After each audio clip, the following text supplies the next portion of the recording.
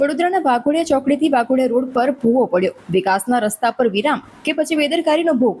હજારો વાહન ચાલકો અને વિદ્યાર્થીઓ પરેશાન થઈ રહ્યા છે. વડોદરાના સૌથી વ્યસ્ત માર્ગોમાંના એક એવા વાઘોડિયા ચોકડીથી વાઘોડિયા રોડ પર પડેલા ભૂવાએ લોકોના રોજિંદા જીવનમાં મુશ્કેલીઓનો મોટો ખાડો ઊભો કરી દીધો છે. તે રસ્તા પરથી દરરોજ હજારો વાહનો પસાર થાય છે, જ્યાંથી અનેક કોલેજો અને યુનિવર્સિટીઓમાં અભ્યાસ કરતા વિદ્યાર્થીઓ અવરજવર કરે છે. એ જ રસ્તા પર પડેલો આ ભૂવો હવે લોકો માટે માથાનો દુખાવો બની ગયો છે. લોકોની માંગ છે કે તંત્ર માત્ર કામ શરૂ કરવાની જાહેરાત ન કરે, પરંતુ ઝડપથી મરામત પણ પૂર્ણ કરે. વાઘોડિયાથી પારુલથી જઈને વાઘોડિયા ચોકડી સુધીનો 75 મીટરનો રોડ છે. અને આ ઉડાવાળાને મેં કીધું છે કે ભાઈ આને જ્યારે પુરાવો, પણ એના જે કોન્ટ્રાક્ટરો છે એ એવું કહે છે કે પેલો કરે ને એ કોન્ટ્રાક્ટર કહે છે કે પેલો કરે.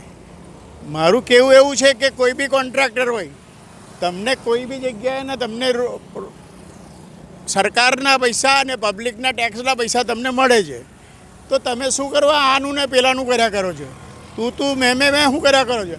એમાં અહીંયા કોઈ ગરીબ કોઈ સ્ટુડન્ટનું મૃત્યુ થશે તો એનો જવાબદાર કોણ રહેશે? આજે આવા સરસ રોડ ઉપર તરત જ ભૂવા પડી જાય છે. એ રોડ ખાતાની અને કોન્ટ્રાક્ટરોની મિલીભગતના આધારે આવા માટીની અંદર ઉપર રોડ બનાવી દે છે અને સારું મટીરિયલ વાપરતા નથી. એના માટે આ બધી દશા થાય છે. એટલે મેં એવું કહું છું કે તમે ટેક્સના પૈસા લો છો, એમાં સારા મટીરિયલ વાપરો છો, કોન્ટ્રાક્ટરને સારા રૂપિયા લો છો, તો સારું કામ બી કરાવો.